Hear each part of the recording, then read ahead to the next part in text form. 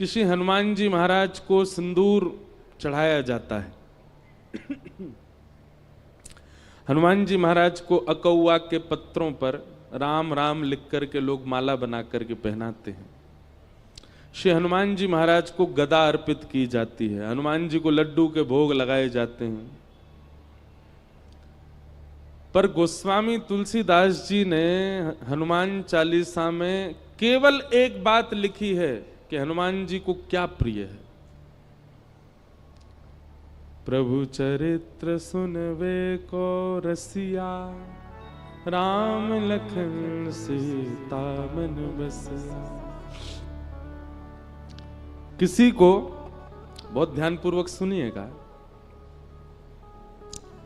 किसी व्यक्ति को जलेबी बहुत प्रिय है और आप जब उसके पास जाते हो तो लड्डू ले जाते हो या रबड़ी ले जाते हो, कलाकंद ले जाते हो, मोहन थार ले जाते हो, बालूशाही ले जाते हो। मुंह में पानी तो नहीं आ गया आपके?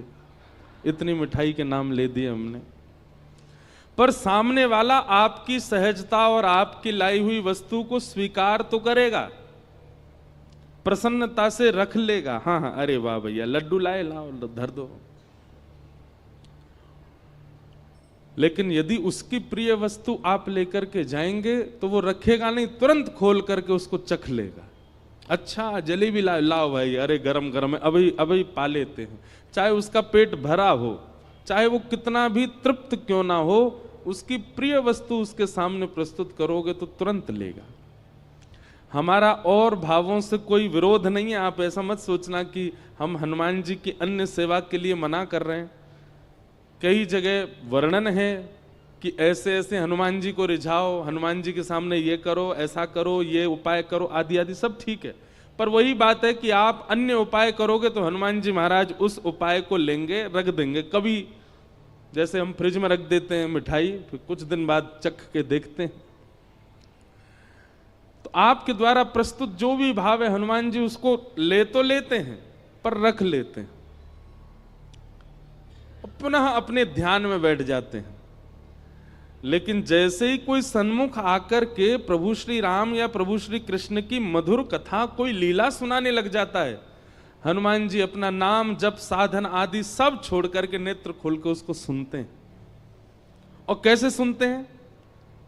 यत्र यत्र रघुनाथ कीर्तनम तत्र तत्र कृतमस्तकांजलिं बाष्पवारि परिपूर्ण लोचनम मारुतिम नमत राक्षसांतकम। बाष्पवारि परिपूर्ण लोचनम, नेत्र सजल हो जाते हैं हनुमान जी के कथा सुनते हुए। और कथा वो तुरंत स्वीकार करते हैं। इसलिए हम तो श्रोताओं से भी कहते हैं कि आप कथा सुनकर के जाया कीजिए, कोई अच्छा चरित्र याद कर लिया कीजिए। और मंगलवार शनिवार आपके ऊपर जो भी बुरा समय चल रहा है, कोई हारी बीमारी चल रही है, ब्रजवासी की कही एक बात मान लीजिए, कोई नियम मत कीजिए, हनुमान जी के पास हर मंगलवार जाकर के एक भक्त या भगवान का चरित्र सुना करके आओ। महाराज 108 सोमवार, वो क्या बोलते हैं, 108 मंगलवार, 11 मंगलवार आदि आदि, ये सब क्रम है कि जाओ हनुमान जी के पास जाके चोला चढ़ाओ, ये करो, तुम्हारे आर्त दूर हो जाएंगे। हम कह रहे हैं 108 मंगलवार में जो फल मिलेगा ना, वो एक मंगलवार में कथा सुना दो हनुमान जी को, उसी से ही प्रसन्न हो जाएंगे। इतने इतने रसिक हैं हनुमान जी कथा के। लेकिन हम सारे साधन करते हैं हनुमान जी को रिझाने को, वही नहीं करते जो हम सब रोज गाते हैं, हनुमान जी के सामने ही गाते हैं। जब हम कहते होंगे ना प्रभु चरित्र सुनवे को रसिया, हनुमान जी कहते हैं तो पता है तो फिर क्यों नहीं सुनाता मुझको?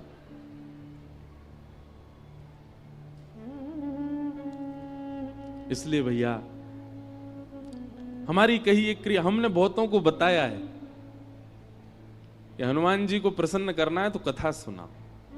हमारी तो कथा के मुख्य श्रोता ही हनुमान जी हैं। आपको दिख जाए तो बहुत बड़ी बात है। ये देखो, ये हमारी पहली कथा से सारी कथा सुन रहे हैं।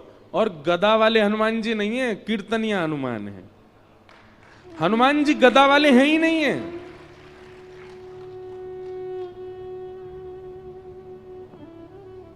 गदा पर अगर दृष्टि जा रही है तो इसका मतलब आप हनुमान जी का प्रभाव देख रहे हो।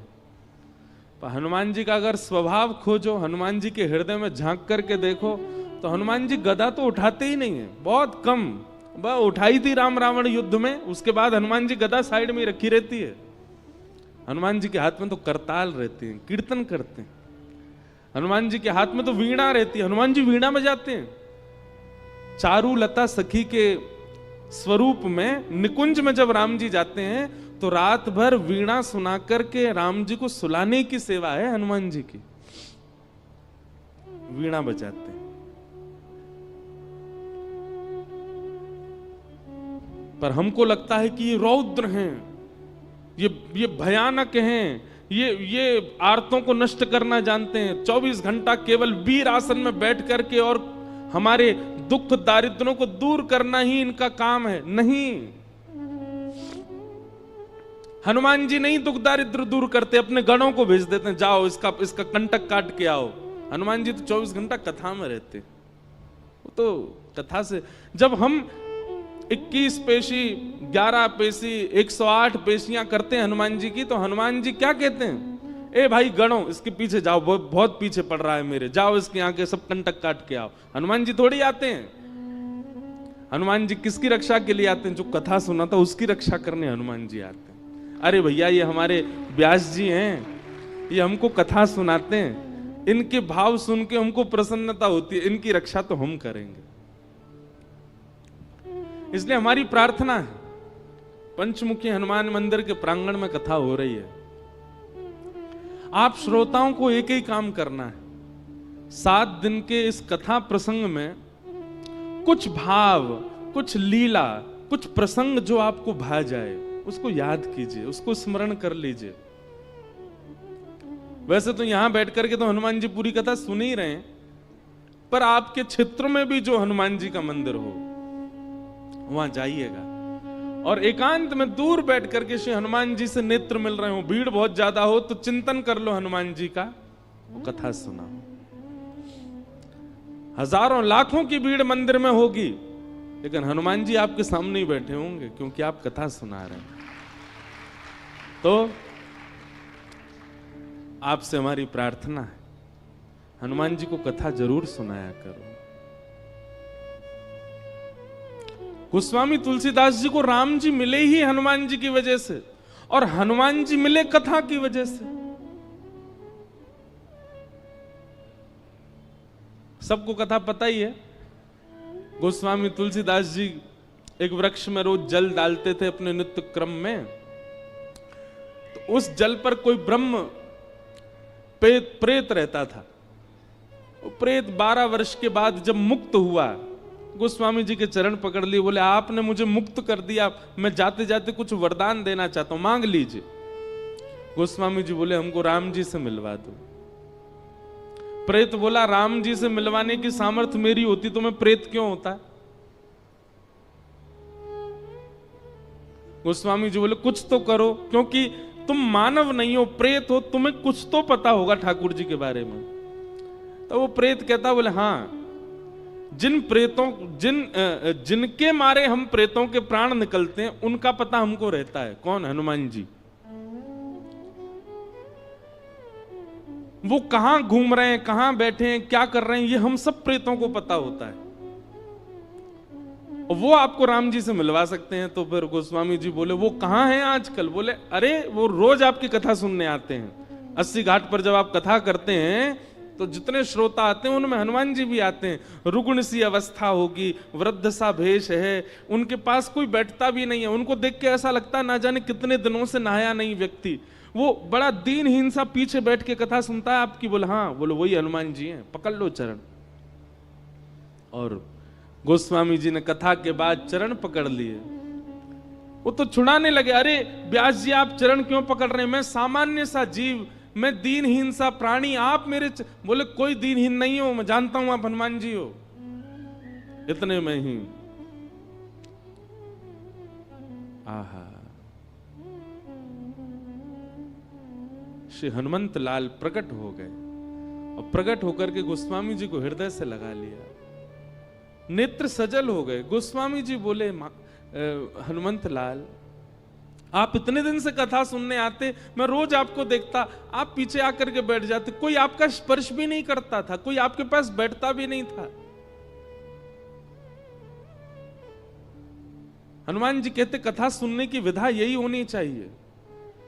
अपने आप को पुजवाने के लिए या सब मुझे देखें इस भावना से जो कथा में आता वो कथा सुन ही नहीं सकता।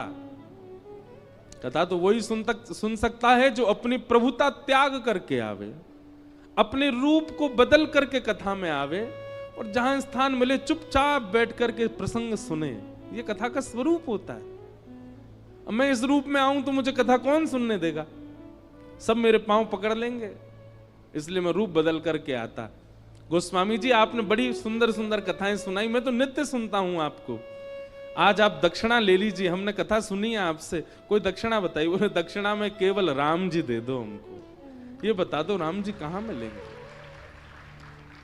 तब हनुमान जी ने पता बताया, बोले चित्रकूट जाइए और श्री चित्रकूट में आपको रघुनाथ जी के दर्शन होंगे। तो भैया हनुमान जी केवल संकट हरण नहीं है, हनुमान जी केवल पीड़ा निवृत्ति करने वाले नहीं हैं। हनुमान जी केवल हमारे आर्तों को दूर करना जानते हैं, यही उनका काम नहीं है। ये सब तो उनके गण करते हैं, हनुमान जी नहीं करते। हनुमान जी तो केवल कथा के रसिया हैं, कथा श्रवण करते हैं। हनुमान जी जैसा भावुक कोई देव नहीं, हनुमान जी जैसा दयालु कोई देव नहीं। हमने समझा भले ही उनको बहुत रौद्र रूप में है, पर उन जैसा कोई कोमल नहीं है। सबको कथा पता है, लंका सिया सुध लेने जब जाना था, सारे बानर उछल रहे थे, हम जाएंगे हम जाएंगे। हनुमान जी पीछे बैठे चुपचाप, उनको पता ही नहीं है कि मुझ में बल क्या है। एक बात याद रखिएगा, जो वैष्णव होता है, जो भक्त होता है, वो अपने गुण को ज्यादा प्रकाशित नहीं करता। जैसे किसी के अंदर कोई गुण होता है ना, वो उस गुण को इतना प्रकाशित कर देता है कि उसके चेहरे पर ही वो दिखने लग जाता है, इसमें ये गुण होगा। जैसे किसी के पास धन बहुत है, धनवान है, तो स्वरूप ही ऐसा बना के घूमेगा कि देखने वालों को पता चल जाए धनवान है। कपड़े कैसे, एक सरवट नहीं आ जाए उस पर, सीधे रखेगा, बैठेगा तो अदब से बैठेगा, गले में 2-4 जंजीर पहन के रहेगा सोने की, हाथों में इतनी सारी अंगूठी, छोटी छोटी से काम नहीं चलता, बड़ी बड़ी पहनेगा।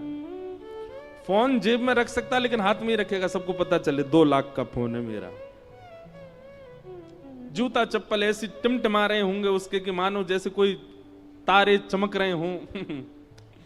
वो अपने स्वरूप से ही बता देता है कि मैं धनवान हूं। ऐसे ही धनवान व्यक्ति अपना स्वरूप बता देता है। बलवान व्यक्ति, कपड़ा फटे जा रहे हैं, निकल रहे हैं महाराज, यहां से हाथ निकल रहा है, यहां से छाती निकली जा रही है, चले तो हाथ यूं। हमारे साथ बेचारे 2 भैया हैं, ये तो बढ़िया हैं ना।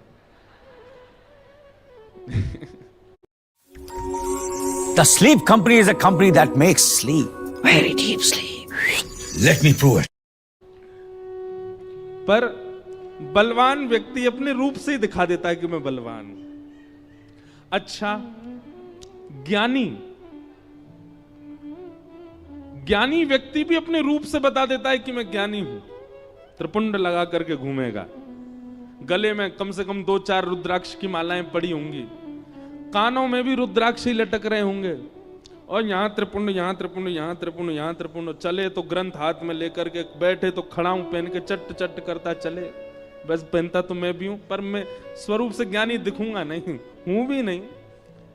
गुरुदेव की उच्छिष्ट जो कृपा प्रसादी वही दे रहे हैं। पर कोई प्रचंड ज्ञानी हो, उसके रूप से ही पता चल जाता है ओहो ज्ञानी है, कोई भैया संभल के इसके सामने। पर वैष्णव जो होता है ना, वो विपरीत होता है। वो अपने समस्त गुणों को अंतर्मुख कर लेता है। अपने सारे गुणों को ऐसा कर देता है कि सामने वाले को ये लगे कि ये तो सामान्य है, ये तो कोई साधारण व्यक्ति है, इसको ज्यादा कुछ पता नहीं है। ये वैष्णव का गुण है। हनुमान जी ऐसे ही हैं। हनुमान जी ने हम सबको जो दिखा रखा है, एक प्रकार से हमको बहकावे में डाल रखा है कि भाई मेरी गदा देखो, मेरा रूप देखो, मेरा बल देखो, आदि आदि। हनुमान जी ने अपने वास्तविक रूप को छुपा रखा है। वे तो रसिक हैं कथा के, वे अत्यंत सौम्य हैं, वो अत्यंत सरल हैं, वो अत्यंत, अरे कोई जरा सा राम बोल दे तो नेत्र सजल हो जाते हैं हनुमान जी के, इतने इतने करुणावतार हैं। तो ऐसे श्री हनुमान जी महाराज की परम कृपा है कि हम उनको कथा सुनाने के लिए यहां आए हैं।